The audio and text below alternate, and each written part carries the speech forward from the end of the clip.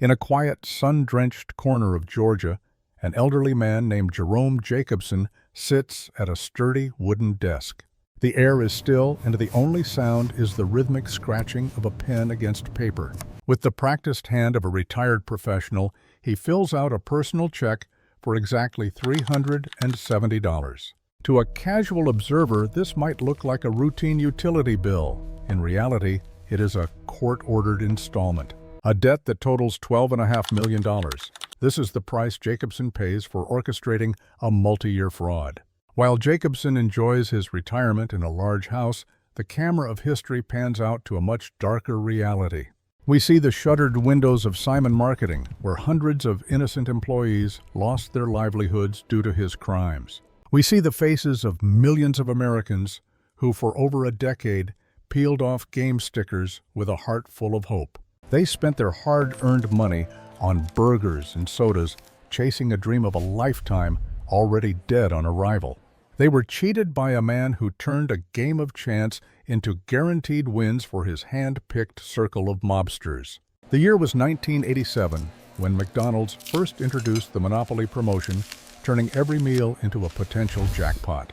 It promised luxury cars and million-dollar dreams to anyone who could find the right sticker under their fries or cups. But as the public engaged in this national obsession, the high-value pieces never reached a regular customer's tray. Behind the colorful game boards was a shadow world, where the secret to winning was held by one man in a vest.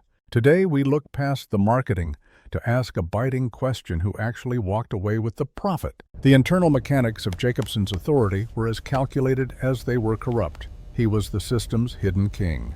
As director of security for Simon Marketing, he controlled the game pieces for McDonald's promotions across North America. He wasn't just a supervisor, he was the gatekeeper of fortune, the man behind the magic, the one with the power. To his colleagues, Jacobson was an obsessive professional, even following workers into restrooms to prevent theft. This ultra-fastidious reputation gave him perfect cover to commit the very crimes he was hired to prevent. Jacobson's true power lay in distribution logistics. He delivered high-value stickers in sealed envelopes close to his chest. Temptation struck when he received a package of original anti-tamper seals, a tiny supplier error with massive consequences. He realized he could open envelopes in airport restrooms, swap million-dollar pieces, and reseal them with perfect precision. Millions of Americans bought extra meals believing in luck. But Jacobson had already rewritten the rules of probability. He no longer dealt in chance, he dealt in certainty. He alone chose who won and which cities celebrated. By stealing the winning pieces, he didn't just defraud a corporation, he stole the very possibility of winning from everyone. Jacobson became a real-life Monopoly mascot, not building houses, but constructing an invisible empire of fraud. The fraud evolved from a petty internal theft into a sophisticated criminal enterprise during a chance encounter at the Atlanta airport in 1995. It was there that Jacobson met Gennaro Colombo, a larger-than-life figure who claimed to be a member of the notorious Colombo crime family, a branch of the Sicilian Cosa Nostra. Colombo was an entertainer by nature, a man who owned underground casinos and a strip club he ironically named the Church of the Fuzzy Bunnies to skirt local regulations. For Jacobson, this meeting was a divine sign.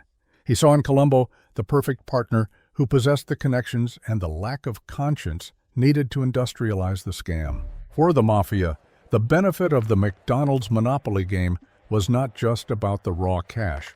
It was about the public legitimacy and the ease of laundering money through seemingly random luck. Colombo didn't just recruit winners, he branded them. He personally accepted a Dodge Viper as a prize and had the audacity to star in a national McDonald's commercial. Waving his car keys and smiling for the cameras as a lucky winner, Colombo used the corporate giant's own marketing budget to cement his cover story and prove that his winnings were legitimate. The criminal syndicate benefited immensely from the price of entry into this rigged game. Jacobson would sell the high-value stickers to Colombo for a fraction of their worth. Colombo, in turn, would sell them to his network of associates. A $1 million ticket could be sold for $100,000 in upfront cash. This created a massive influx of untraceable currency for the mob while distancing Jacobson from the fake winners. The scam allowed the Colombo family to distribute wealth to relatives and criminal friends across the country, ensuring that the luck of the Monopoly game was kept strictly within the family. The death of Gennaro Colombo in a car accident in 1998 did not end the fraud. Instead, it forced Jacobson to find new recruiters, leading to an even more bizarre expansion of the network. Jacobson sought out individuals who could maintain the flow of winners without attracting the FBI's attention, and he found them in the most unlikely places. One such recruiter was Dwight Baker, a real estate developer and high-ranking member of the Mormon Church who was struggling with tens of thousands of dollars in back taxes. Despite his moral misgivings, the financial pressure drove Baker to benefit from the scam by distributing winning stickers to his stepson and friends. For Baker, the fraud was a lifeline to save his resort dreams and settle his debts with the government. At the same time, Jacobson deepened his ties with the criminal underworld through Andrew Glom, a former cocaine smuggler who had recently finished a prison sentence. Glom did not share Baker's moral hesitation. He viewed the game pieces as just another commodity to be trafficked. He sold the majority of his winning stickers to his associates in the drug business, effectively turning the McDonald's Monopoly game into a reward system for narcotics traffickers. This diverse group of beneficiaries, from devout church members to hardened drug smugglers, ensured that the fraud permeated different layers of American society. It made the trail of corruption even harder for investigators to follow. Each of these recruiters benefited from the spread between Jacobson's asking price and the final winner's payoff. They acted as a buffer, shielding Uncle Jerry from the end users while taking their own cut of the illegal profits. Whether it was a Mormon family faking addresses to claim prizes in different states, or a casino pit boss recruited by a drug smuggler, the motivation remained the same: easy money from a system they believed was victimless. By the late 1990s, Jacobson's network had successfully claimed nearly every major prize, proving that the only way to win in this version of the American dream was to know the man holding the stickers. While Jerome Jacobson was busy distributing stolen fortunes, the biggest winner in the room was often the one who held the golden arches. For McDonald's, the Monopoly promotion was a financial juggernaut that transformed the entire fast food landscape.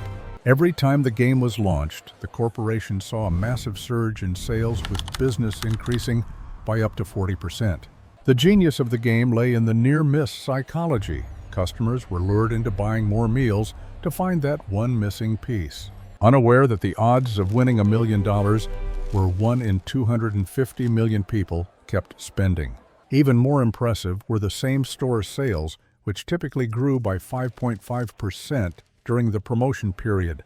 The corporation benefited from a system of trust that was essentially a house of cards. McDonald's outsourced the entire security and production of the game to Simon Marketing, believing the process was ironclad.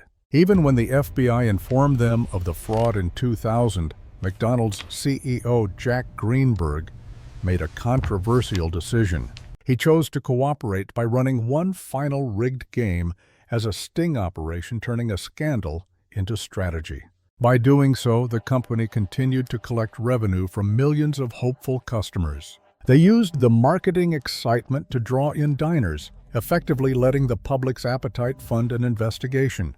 The loyalty was real. Members who participated in the game visited McDonald's an average of 26 times per year. That's compared to just 10.5 times annually for non-participants, a massive difference in customer engagement. Ultimately, the corporation gained something more valuable than just short-term cash: an enormous database of customer behavior. While Jacobson was taking his cut of $24 million over 12 years, McDonald's was raking in far more. They secured their position as a market leader, turning fraud into an opportunity to tighten their grip.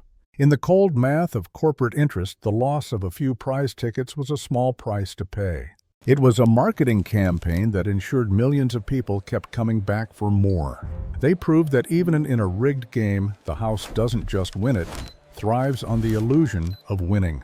The investigation into Uncle Jerry provided the FBI with more than just a criminal case. It offered a rare opportunity for a sleepy outpost in Jacksonville to lead a high-stakes national operation, codenamed Operation Final Answer. The mission mobilized 25 agents and tracked over 20,000 phone numbers. For the Bureau, it was a major boost in prestige and a chance to showcase elite undercover work. Agents analyzed the phone records of seemingly unrelated winners and found a common link: Jerome Jacobson. To gather evidence, the FBI designed a brilliant sting that would turn the tables on the scammers. They convinced McDonald's to run one more game and waited for the fraudulent prize claims to roll in. When a recruit named Michael Hoover called to claim a $1 million prize, the FBI sprang their trap. They sent an undercover crew disguised as a camera team with a giant comedy-sized check to Hoover's home. While Hoover spun a fabricated story about finding the ticket in a magazine, the agents recorded everything. This operation gave the FBI undeniable evidence and media gold at the same time. By working with a multi-billion-dollar company, the Bureau exposed a conspiracy hidden for over a decade. They didn't just arrest a thief, they dismantled a nationwide ring involving over 50 individuals. The FBI secured confessions and convictions that validated their year-long surveillance effort. Their ultimate profit wasn't money, it was one of the most creative, successful stings in the Bureau's history. While the masterminds and corporate giants tallied their gains, a vast group of people stood on the other side of the ledger, losing everything they had. The most immediate casualties were the hundreds of innocent employees at Simon Marketing. When the FBI launched its raids and the scandal broke, the company's reputation was vaporized overnight. McDonald's terminated its multi-million-dollar contract, immediately leading to the collapse of the agency and its associated printing firms. These workers, who had no knowledge of Jacobson's secret life, found themselves jobless and part of a shamed organization, their careers derailed by the greed of a single man in the security office. Beyond the loss of jobs was the systematic theft of hope from millions of American customers. For over a decade, ordinary people had participated in the Monopoly game with a heart full of hope, believing in the dream of a life-changing jackpot. They spent their hard-earned money on extra meals driven by the excitement of peeling off a sticker that could contain $1 million. They didn't know that the odds were zero, as Jacobson had already handpicked the winners within his criminal circle. This wasn't just a financial fraud. It was a mass deception that exploited the public's desire for a better life, turning a national obsession into a cruel, rigged game. The timing of the legal resolution added a final layer of invisibility to these victims' suffering. The trial of the 53 defendants began on September 10, 2001. Only 24 hours later, the world's attention was violently shifted by the terrorist attacks on the World Trade Center. As the nation plunged into a period of mourning and war, the stories of the cheated customers and the unemployed workers of Simon Marketing were buried under the weight of global tragedy. The massive fraud, which should have sparked a national outcry for justice, became a forgotten footnote in history, leaving the real victims to pick up the pieces of their lives in silence. The legal conclusion of the McDonald's monopoly scandal stands as a stark reminder of the disparity between judicial sentencing and actual restitution. Jerome Jacobson was sentenced to 37 months in federal prison and ordered to pay back $12.5 million. However, the reality of this punishment is far from the crushing blow one might expect for a $24 million theft. Today, Jacobson lives in a comfortable home in Georgia, fulfilling his massive debt at a rate of just $370 per month. At this pace, it would take him over 2,000 years to repay what he stole, making the $1 million fraud feel like a low-interest loan from the public. When we look back at the wreckage, the list of those who profited remains long and varied. Jacobson gained a decade of absolute power and over $1 million in upfront cash. The mafia and various criminal recruiters benefited from a streamlined system of money laundering and public legitimacy. McDonald's, despite being a victim of fraud, walked away with hundreds of millions in additional revenue and a massive boost in brand engagement that defined an era. Even the FBI and the media found their own rewards through prestigious, career-defining busts or million-dollar book and film deals that turned the crime into a global entertainment product. In the end, the McDonald's Monopoly game was a perfect American fable, where almost every major player found a way to win except for the ones the game was supposedly built for. The hundreds of workers who lost their careers and the millions of customers who bought into a rigged dream were the only ones left with nothing. As Jacobson signs his modest monthly check, the irony is complete. The house always wins, the corporate machine keeps turning, and the man who held the stickers proved that in the game of life, luck is often just another word for knowing how to cheat the system.